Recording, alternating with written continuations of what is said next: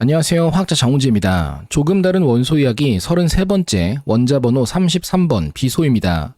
비소에서는 독성 이야기를 빼놓을 수 없겠지만 독성이 전부가 아닌 비소의 새로운 이야기들을 함께 소개합니다. 문명의 발달 과정에서 등장한 청동은 비소와 관련됩니다. 흔히 구리와 주석의 합금을 청동이라 이야기하지만 청동의 종류는 하나가 아닙니다.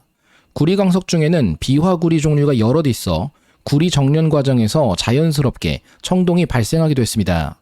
심지어 주석을 구하기 어려운 경우 비소를 첨가하기도 하죠. 하지만 비소의 독성은 문제를 일으키기 충분했으며 청동기 시대의 대장장이는 만성 비소 중독으로 고통받기도 했을 것입니다. 비슷한 예시로 그리스 신화의 대장장이이자 야금, 불, 화산의 신인 헤파이스토스의 불편한 다리를 비소와 관련 짓는 후기 문화도 발생합니다. 헤파이스토스가 절뚝거리는 이유는 주로 신화적 근거에서 많은 논쟁의 대상이었습니다. 연골 무형성증을 암시하는 특성으로 이해해 이집트 신화의 영향을 받은 초기 문화로 설명되기도 하며 이후 그리스적 관점으로 변화된 이후 고대 시대의 새로운 재련기술 도입으로 독성 금속의 영향에 대한 노출을 상징하기도 한다는 의견도 발생합니다. 예를 들어 만성 납 중독이나 비소 중독으로 인해 말초 신경염이 발생하고 한쪽 또는 양쪽 하지가 약해져 절름발이가 될 수도 있습니다. 비소는 15족 질소족의 사주기에 위치한 준금속 원소입니다. 준금속 원소들이 반도체 분야에 흔히 사용되는 만큼 비소 역시 유용하며 가치가 높죠. 비소는 33개의 양성자로 이루어진 원자를 갖는 33번 원소입니다. 번호를 기억하기 쉬운 원소죠. 중성자의 개수에 따라 수많은 동위원소를 이루지만 가장 안정한 중성자 개수는 42개, 단 하나입니다. 이를 통해 만들어지는 아르세닉 75는 안정한 상태를 갖는 유일한 비소 원자액으로 지구상의 모든 자연적 비소는 단 한 종류뿐입니다. 흔히 비소는 준금속으로 단순한 금속 상태의 모습 혹은 다양한 색상을 갖는 광물 형태로만 여겨지지만 비소 역시 몇 종류의 동소체를 이룹니다. 대표적으로 우리가 금속 상태의 비소로 생각하는 회색 비소는 육각 형태의 단차를 갖는 구조가 반복되어 이루어진 형태입니다. 자연에서도 다른 형태의 비소를 확인할 수 있는데 대표적으로 흑색 비소가 있습니다. 조금 더 복잡한 결합 구조를 갖지만 흑색 비소도 광물로 발견되곤 합니다. 인의 경우 가장 간단한 동소체가 사면체 형태를 이루는 백린이었던 것처럼 같은 족에 속하는 비소 또한 사면체 동소체를 이룹니다. 색상으로는 노란색을 보여 황색 비소라 불리는데 우리가 흔히 생각하는 황색의 비소 광물은 황화물의 형태가 대부분이며 사면체 비소 구조는 자연계에서는 희소합니다. 하지만 가장 간단하고 독립적인 구조를 갖기 때문에 화학 반응과 구조 형성에서는 유용하게 사용될 수 있는 물질입니다. 백린이 공기와 닿아 자발적으로 연소 반응을 일으키는 것처럼 황색 비소 또한 불안정한 구조에 속해 분리와 반응에는 주의가 필요합니다. 그 외에도 탄소나 규소, 절마늄, 인 등 많은 물질들이 평면 구조를 이루듯 비소 또한 새롭고 유용한 구조들이 발견되고 있습니다. 아르세닌이라 불리는 2차원 비소 평면 구조체에 해당하며 한 종류가 아닌 7가지 형태를 가지고 각각의 에너지 밴드 구조가 달라 분리와 합성만 가능하다면 향후 활용 가치가 매우 높습니다. 아주 작은 크기의 아르세닌 조각을 만든다면 탄소 양자점과 마찬가지로 형광빛을 내는 비소 양자점이 만들어집니다. 비소의 발견에서 주목할 첫 번째 사실은 기원전부터 사용되어 온 고대 원소들을 제외한다면 가장 빠르게 분리에 성공한 원소 중 하나라는 것입니다. 전기와 전지의 발명 이후 대원소 발견 시대가 개막하기 전 확인된 몇 안 되는 원소 중 하나인 만큼 많은 관심을 받아왔습니다. 15족 원소들이 같은 흐름을 갖고 있는데 815년 이슬람 연금술사 자비르 이븐 하이안에 의해 비소와 안티모니의 존재가 언급되며 이에 대한 분리가 이야기되기 시작합니다. 비스무트는 1000년경 발견되었고 이는 헤닉 브란트에 의해 1669년 소변에서 분리에 성공합니다. 비소의 분리에 성공한 사람은 독일 도미니코의 수사이자 철학자였으며 저명한 과학자이고 주교이기도 했던 중세 최고의 지성인 중 한 명인 알베르투스 마그누스입니다. 알베르투스 마그누스를 일컫는 명칭은 다양한데 활동 지역을 기반해 독일 남서부에 위치했던 중세 공국인 슈바벤의 알베르트 혹은 쾰른의 알베르트이기도 했고 위대한 업적을 기리며 성 알베르트 대제라는 이름으로도 불립니다. 당시 모든 학문을 섭렵하였다는 의미로 전과 박사, 혹은 보편적 박사로 해석되는 닥터 유니버셜리스, 그리고 닥터 엑스페르투스라 불리기도 합니다. 위대함을 상징하는 마그누스라는 칭호가 이름에 붙기도 하며 성인으로도 추대됩니다. 참고로 알베르투스 마그누스의 제자가 바로 신학대전과 스콜라 철학으로 유명한 토마스 아퀴나스이기도 합니다. 알베르투스 마그누스는 약 1250년경 광물로부터 회색 비소의 형태로 분리에 성공합니다. 그 과정은 가장 보편적인 비소 광물인 황화 비소 조성에 웅황을 비누와 혼합해 가열하는 방식을 통해서였습니다. 이 과정은 비교적 잘 알려져 있지만 비누와 광물을 끓인다고 왜 비소가 석출될 수 있는지에 대해 논의하는 문헌은 없습니다. 대략적으로 추론한다면 비누는 지질과 강염기성 물질의 반응으로 만들어지는 계면활성제 성분인 지방산 구조입니다. 지방산은 음전하를 갖는 말단으로 이루어졌으며 이는 색소나 광물, 금속 등의 표면으로부터 금속 양이온을 잡아채 떨어뜨립니다. 광물에서 추출 가능한 양이온성 성분인 비소는 비누 분자와 함께 떨어지고 음이온인 황은 남게 되죠. 이후 계속되는 고온에서의 가열은 탄화수소 열분해를 통해 비소를 환원시켜 회색 비소로 석출시켰을 것으로 추측할 수 있습니다. 웅황의 특징적인 노란 색상은 사람들의 주목을 끌었습니다. 이로부터 영어 명칭인 오피먼트라 불리는 안료가 탄생합니다. 비소의 다른 광물 형태인 개관석은 완전히 다른 모습을 갖습니다. 보석처럼 새빨간 색상과 형태를 갖는데 이 역시 분말로 만든다면 붉은색 안료가 됩니다. 비소 안료는 과거부터 미술에 흔히 사용되었습니다. 라파엘로의 명작 시스티나 성모를 이루는 황색은 오피먼트를 이용해 그려졌습니다. 또 다른 예로 이탈리아의 르네상스 화가 파올로 베로네스의 레위가의 향연에서는 오피먼트와 레알가를 이용해 황색과 적색을 모두 표현합니다. 이후에도 현대미술의 아버지로도 불리는 프랑스의 화가 폴 세잔 역시 비소를 이용한 다양한 색상으로 여러 명화를 남깁니다. 시간이 흐르며 비소 물감이 외면받게 된 것은 독성과 더불어 변색에 취약하다는 문제도 남아있었기 때문입니다. 하나의 예로 바로크 화풍의 독일 화가로 여러 정물화를 남긴 아브라함 민용의 17세기 그림 꽃과 시계가 있는 정물에서는 하나의 기묘한 모습을 볼 수 있습니다. 화려하고 섬세한 그림 속 중앙에 위치한 노란색 꽃 한 송이만 표현이 부족한 밋밋하고 둔탁한 그림으로 그려져 있기 때문입니다.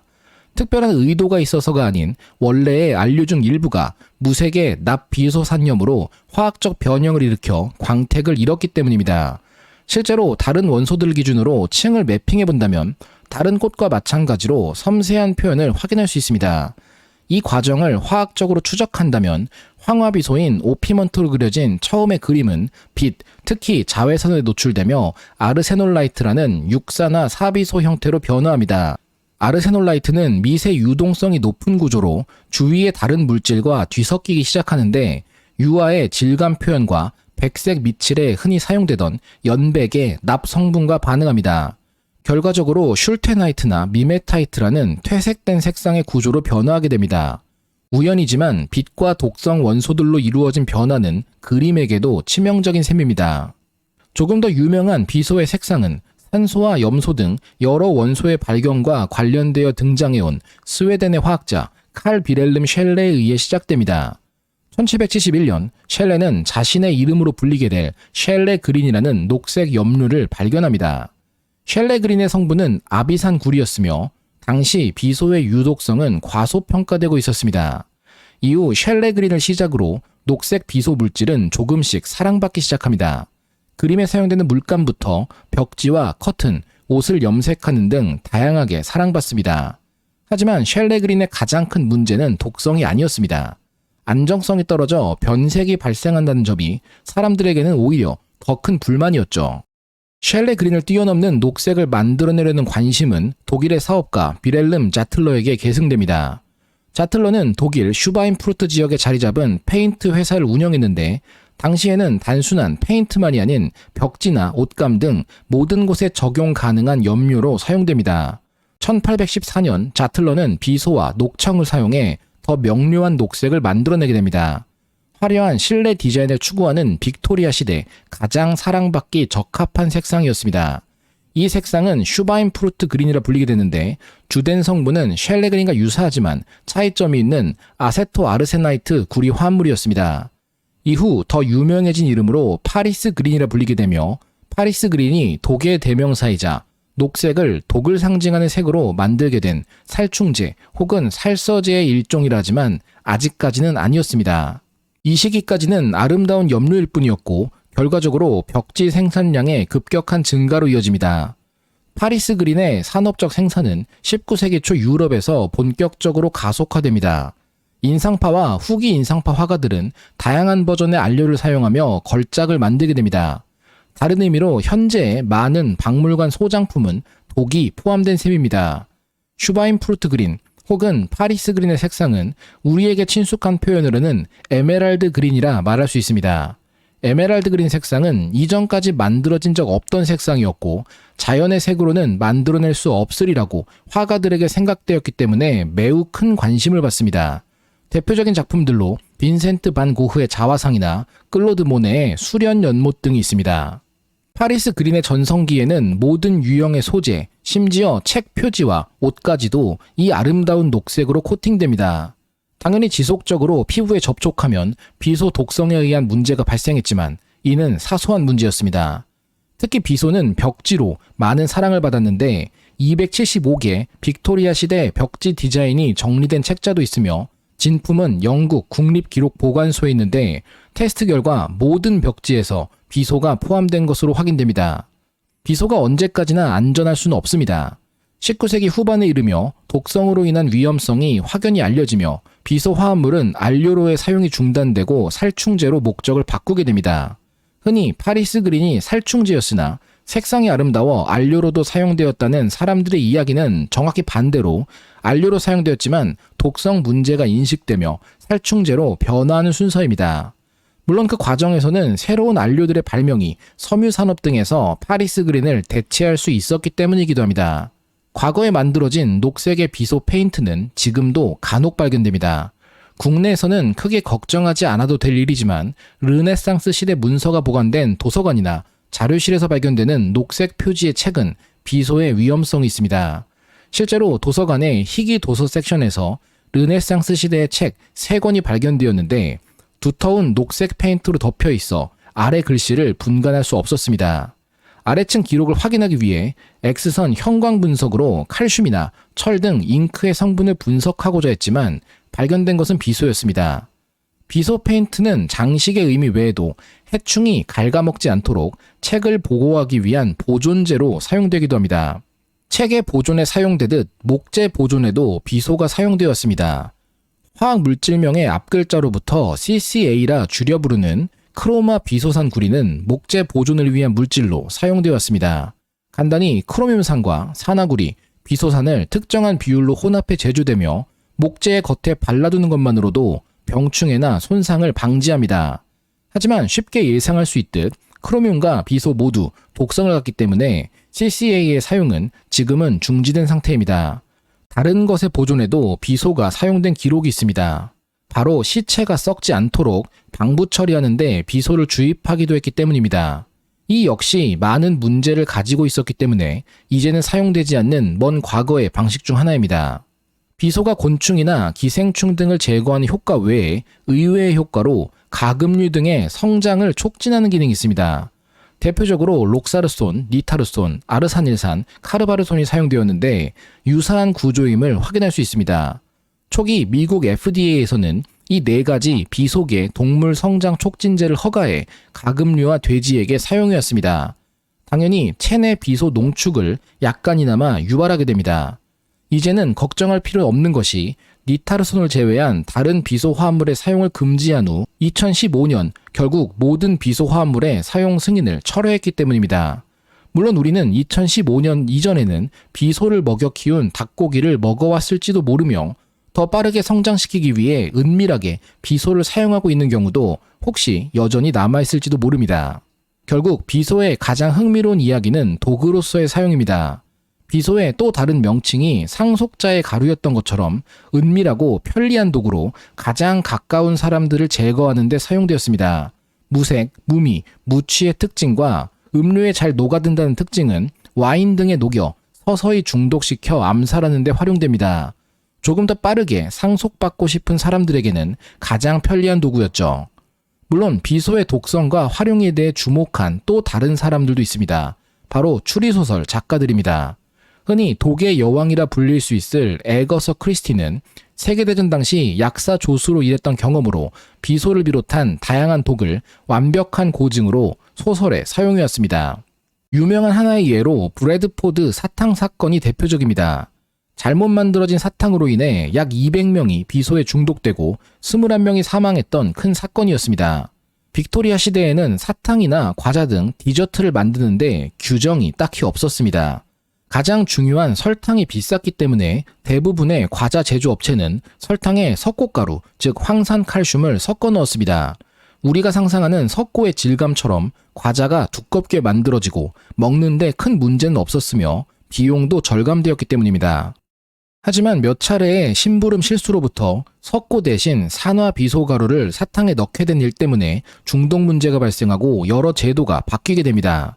이 모든 일은 산화 비소 화합물이 아무 맛도 나지 않았기 때문입니다.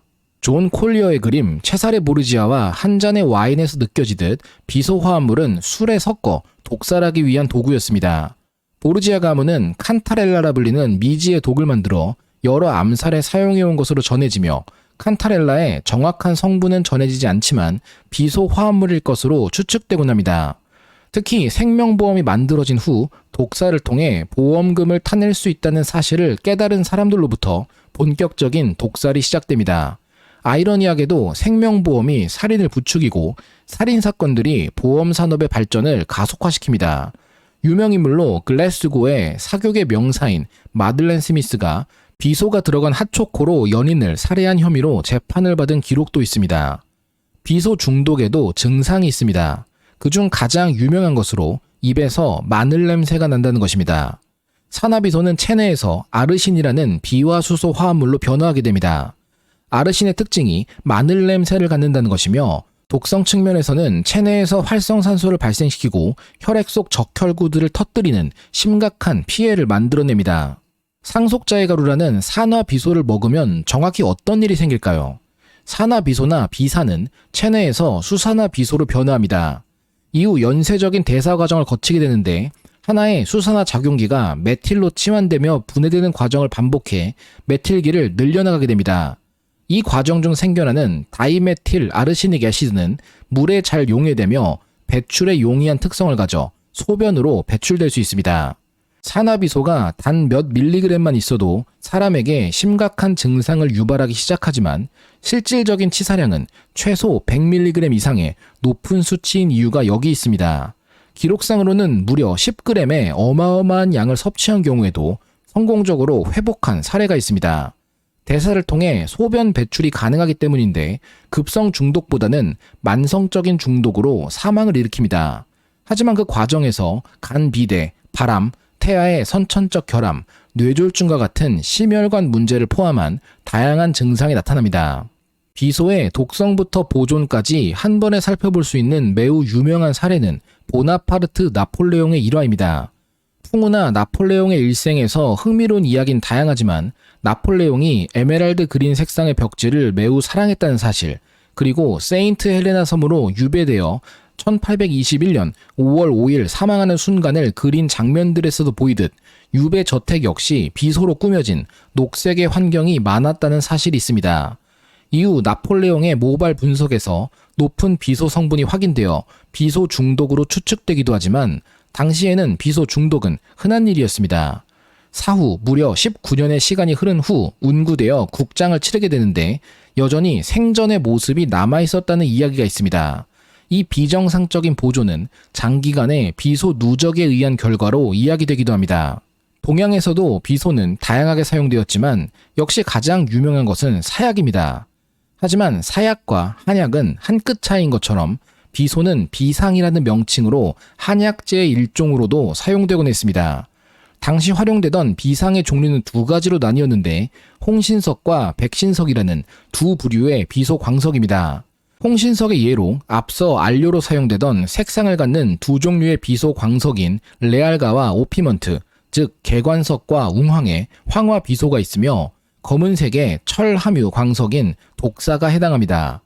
백신석은 비산화 코발트 수화물인 코발트화, 산화비소인 단사비소광, 그리고 아르세놀라이트라는 이름으로 소개했던 육산화사비소인 방비소광이 있습니다. 당연히 그대로 먹으면 독일 수밖에 없습니다. 법제라는 절차를 통해 각각의 약재는 약효를 띠며 사용하기 좋은 형태로 가공되고 나는데 의감중마 목판본의 기록에서는 식초에 졸여 사용한다 언급되며 동의보감에도 초에 달여 독을 줄여 쓴다는 이야기가 남아 있습니다. 식초, 즉 아세트산과 비소의 반응은 아세트산 비소와 같은 유기비소 화합물을 형성하는데 유기수은 등과는 달리 유기비소 화합물은 무기비소 물질에 비해 독성이 낮고 오히려 약효를 보이기도 합니다. 유익한 효과를 갖는 최초의 유기폴리비소 화합물은 뉴칼레도니아에 서식하는 해면인 에키노칼리나 바르기반티에서 발견 및 분리되었습니다. 아르세니신 A라는 이름의 고리형 유기비소 분자인데 화학 합성에서 흔히 사용되는 아담한테인의 유사 구조로 이해할 수 있습니다. 아르세니신 A는 전골수성 백혈병 세포에 대해 활성을 가져 백혈병 치료 효과를 갖습니다. 물론 무기비소 화합물 역시 백혈병 치료 효과가 있습니다. 가장 유명한 항백혈병 치료를 위한 산화비소는 트라이세녹스라는 제품명을 갖습니다. 성분이 특별한 것은 아닙니다. 체사레 보르지아가 암살에 사용했고 수많은 사람들이 상속받기 위해 가족을 제거하는 데 사용했던 비소 3산화물 그대로입니다. 비소 3산화물은 오랜 역사를 가지고 있었으나 새로운 치료법들이 등장하며 독성과 부작용을 우려해 역사 속으로 밀려나는가 싶었습니다. 하지만 최근 전임상 연구에 따르면 새로운 표적이 발견되었는데 대표적으로 악성 종양의 사멸 유도, 비말단 분화, 증식 및 혈관 생성 억제 등입니다. 그중 골수 2형성 증후군은 비소 3산화물의 새로운 가능성으로 연구되고 있습니다. 항암 분야에서도 최근까지도 우수한 연구 결과들이 계속 나오고 있는 물질입니다. 조금 더 특별하고 선택적인 질병에 대한 치료에 비소가 사용되어 온 역사가 있습니다. 정확히는 최초의 화학적 치료제가 비소 화합물이라는 사실입니다. 채채파리로 알려진 해충은 트리파소노마 브루세이라는 원생동물 기생충을 포함하고 있습니다. 채채파리에게 물리면 아프리카 수면병이라는 질병이 기생충에 의해 유발됩니다. 그리 무섭지 않은 병명과 달리 많은 사망자를 유발하는 매우 위험한 질병입니다. 열이나 두통과 같은 일반적인 증상이 발생한 후 빈혈, 장기 기능 장애, 마비, 혼수 상태에 빠집니다. 수면병이라 불리는 이유는 정상적인 수면 주기를 방해하여 낮에는 견딜 수 없이 졸리고 해가 지면 완전히 깨어버리기 때문입니다. 수면병에 대한 최고의 치료법은 멜라소프롤이라는 화합물이었습니다. 비소와 황의 결합으로 이루어진 분자인데 비소를 수면병에 활용하는 것은 오래전부터 시도되었습니다. 그중 가장 발전된 형태가 멜라소프롤이었죠. 멜라소프롤의 합성은 쉽게 산화되고 휘발하거나 분해되는 비소 물질을 활용하기보다 조금 더 안정한 방식으로 이루어졌습니다. 멜라르센 화합물을 중금속 킬레이터로 주로 사용되던 다이머카프롤과 반응시키는 것만으로 간단히 합성이 가능합니다. 멜라소프롤은 혈액 뇌 장벽을 통과할 수 있는 분자로 중추신경계가 손상되는 결핵감염 2차 단계에 사용되기도 합니다. 멜라소프롤은 가장 유용한 에너지원인 ATP를 만드는 데 필수적인 효소인 피루브산 카이네이즈에 결합해 활성을 없애는 것으로 생각됩니다. 기생충 역시 에너지 공급이 감소하면 죽습니다. 하지만 우리는 이 작용을 기생충만을 표적으로 삼도록 조정할 수 없으므로 인간의 ATP 생산도 일반적으로 영향을 받습니다. 혼수 상태로 이어질 수 있는 비소성 뇌병증과 같은 생명을 위협하는 상태로 이어질 수도 있죠. 내가 죽기 전에 기생충이 다 죽으면 승리한 셈입니다. 역사적으로 가장 중요한 비소 의약품은 매독균을 대상으로 탄생합니다. 나선형을 이루는 매독균은 현재는 단순한 성병 중 하나로 생각되는 것과 달리 과거에는 매우 높은 치사율을 갖는 극도로 위험한 질병이었습니다. 명확한 매독 치료법은 16세기에 이를 때까지 발견되지 못했는데 최초로 효과적인 매독 치료법을 발견한 것은 독일계 스위스 연금술사이자 의학자이며 독성학의 시초인 파라켈수스였습니다. 바로 수은을 이용한 방식입니다. 수면병 치료와 마찬가지로 수은에 의해 내가 죽기 전에 매독균이 다 죽으면 우리의 승리입니다. 다소 부족함이 있어 보이는 치료법이지만 이 방식은 이후로도 300여 년 가까이 사용됩니다. 별다른 방법이 없었기 때문입니다. 매독균 치료제를 발명한 것은 화학요법의 시초이자 마법의 탄환이라 불리는 표적 치료의 아버지였던 파울 에를리히였습니다. 에를리히는 살바르산이라는 비소 함유 분자의 메독균 말살 효과를 확인합니다.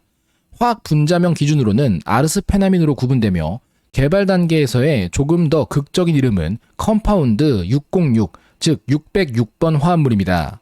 807번 실패하고 808번째 성공했기 때문에 여명 808이라는 이름이 붙었다는 숙취 해소제를 떠올리고 에를리히의 606번째 시도에서 성공한 결과로 오해받기도 하지만 정확히는 6번째 화합물 그룹에서 6번째 위치한 물질이었기 때문에 606이라 불렸습니다.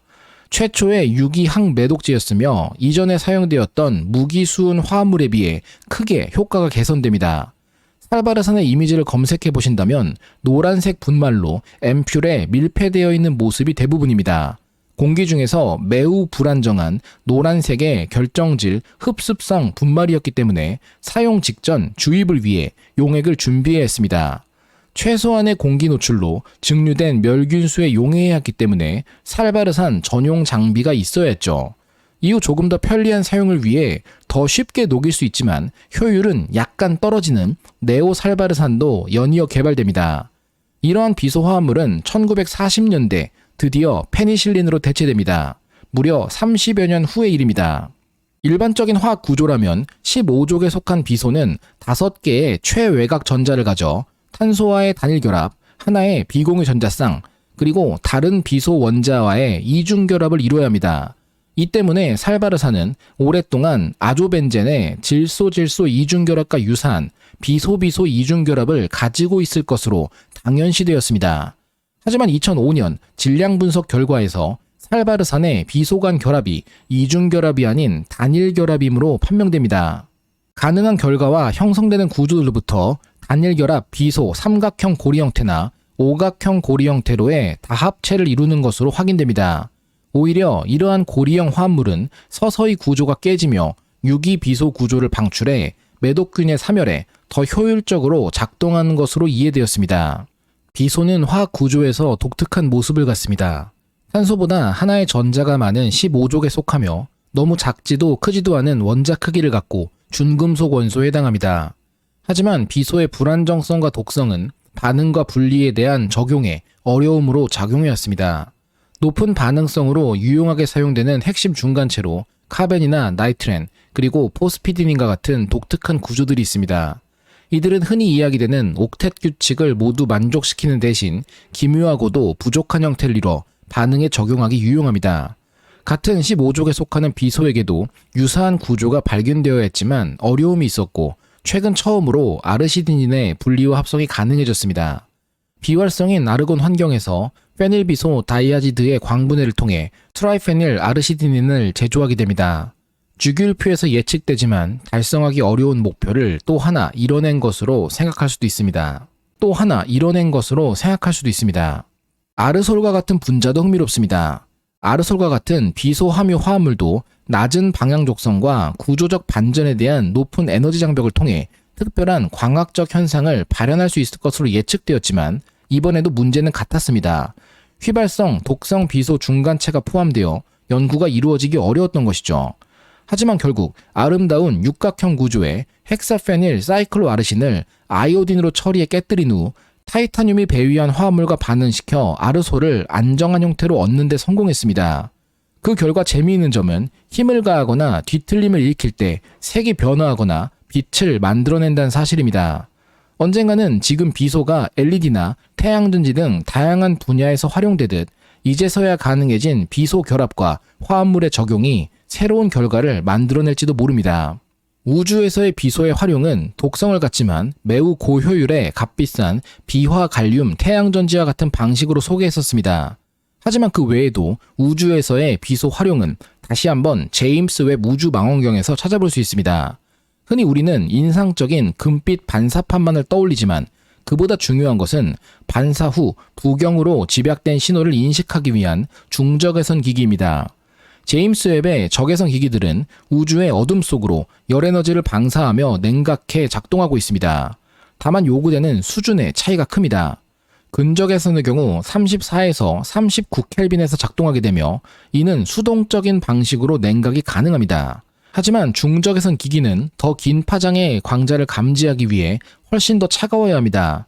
중적외선 장비 크라이오 쿨러라는 장비가 적용되죠. 먼저 비소가 사용되는 위치는 중적외선 장비의 검출기입니다. 반드시 비소 도핑된 규소로 제작되어야 합니다. 비소의 도핑이 반도체 특성상 중적외선에 적합하게 만들기 때문에 최적화된 활용이라 볼 수 있습니다. 결국 우리는 금으로 반사해 비소로 보는 방식으로 적외선의 창을 통해 우주를 관찰하기 시작한 셈입니다. 조금 더 특별한, 하지만 일상적으로 가치 있는 비소 신소재는 비화붕소입니다. 비화붕소의 주된 역할로 기대되는 것은 열의 발산을 위한 열 전도체죠. 오늘날의 고성능 컴퓨터 칩과 고전력 전자기기 대부분은 열을 발산하는 데 적절한 역할을 하는 결정질 반도체 소재인 규소로 만들어졌습니다. 하지만 성능이 증가하며 열의 발산은 점점 더 중요하고 어려운 일이 되고 있습니다. 물론 알려진 중 가장 높은 열 전도도를 갖는 물질을 적용하면 가능할 수 있겠지만 문제는 그것이 다이아몬드라는 것입니다. 다이아몬드가 값비싸기 때문이 아닙니다.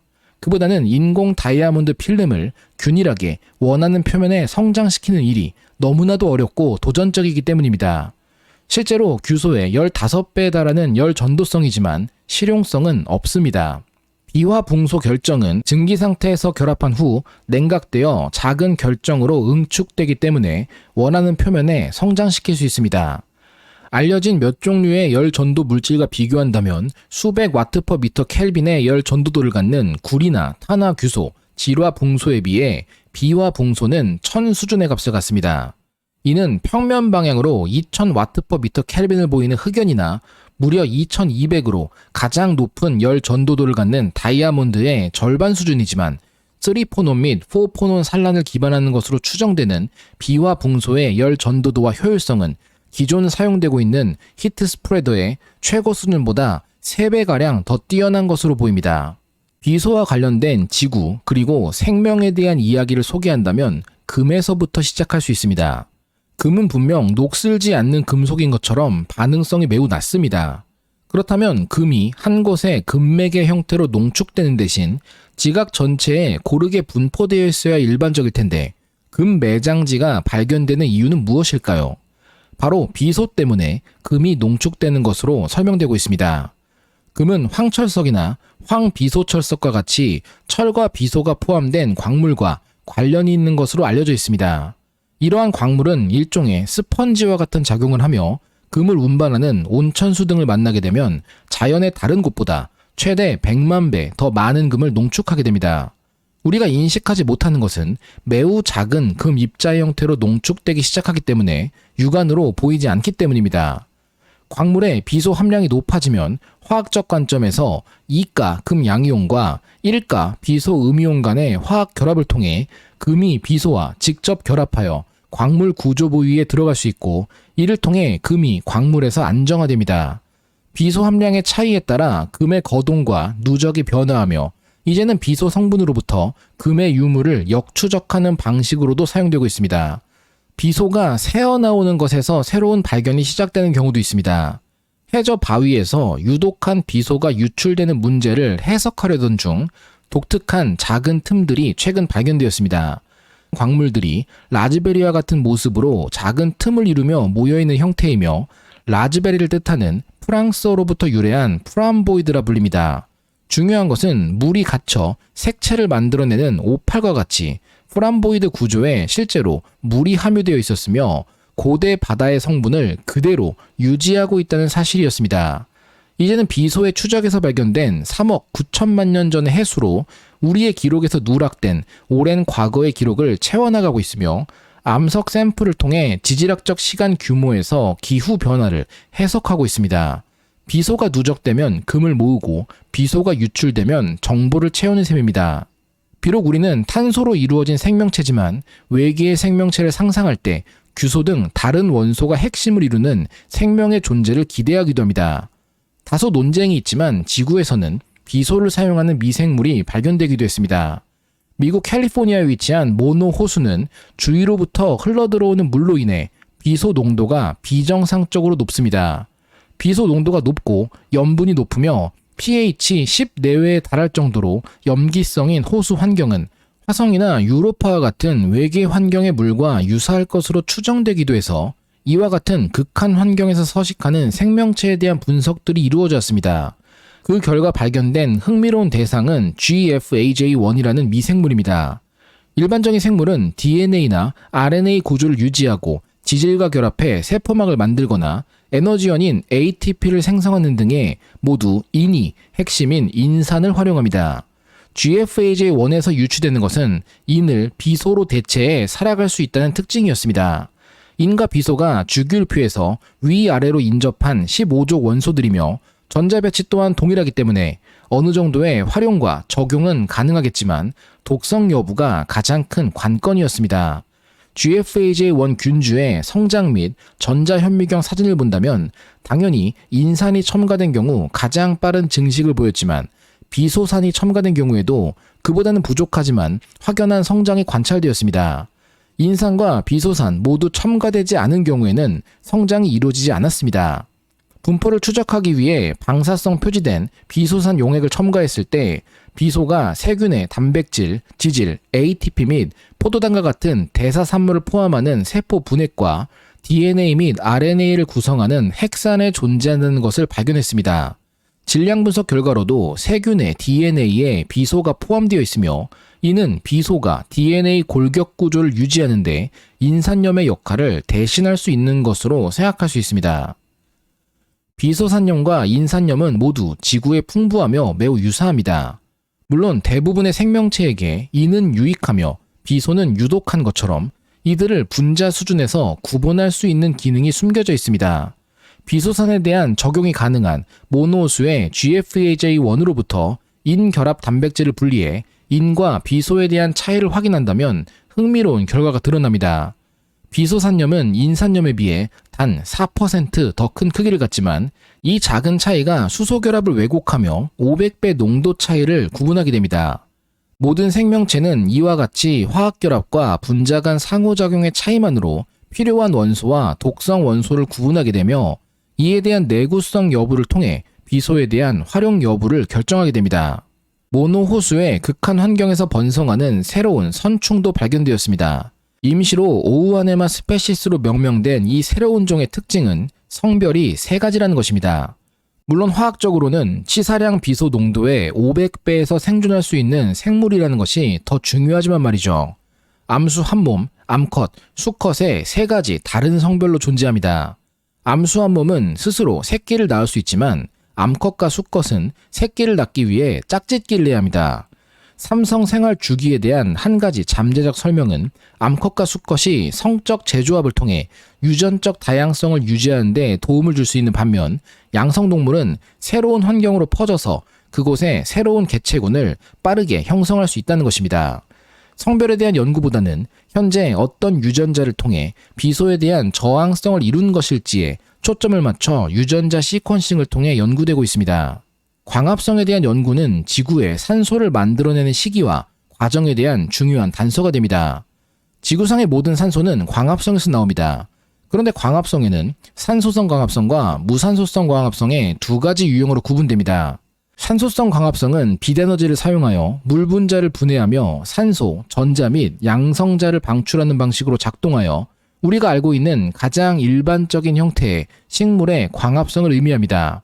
조금은 낯선 무산소성 광합성은 물 대신 황화수소나 철 또는 비소와 같은 화합물을 사용하는 방식으로 산소를 발생시키지 않습니다. 비소를 활용하는 무산소성 광합성 역시 모노호수의 온천 지역에 서식하는 미생물 액토티오르 호드스피라에서 찾아볼 수 있습니다. 모노호수 온천의 물은 환원성이 매우 강하며 약 100 마이크로몰 농도의 용해된 삼가 양이온 형태의 비소를 포함합니다. 이러한 환경에서 완전한 생지화학적 비소 순환이 발생하는데 혐기성 광합성을 통한 3가에서 5가 양이온으로의 비소의 산화와 혐기성 호흡 동안의 5가에서 3가 양이온 비소로의 환원으로 구성됩니다. 광합성의 종류가 의외로 다양하다는 것, 그리고 단순히 독성 물질로 생각되던 비소가 광합성을 일으킨다는 것도 흥미로운 사실입니다. 결론입니다. 비소는 다양한 방식으로 사용되고 영향력을 끼친 가장 유서 깊은 독성 원소입니다. 하지만 유용하게 사용한다면 백혈병 치료제나 항암제로도 적용될 수 있습니다. 극한 환경을 연구하며 비소 생명체의 가능성도 있을 것이라는 기대가 점점 커지고 있습니다.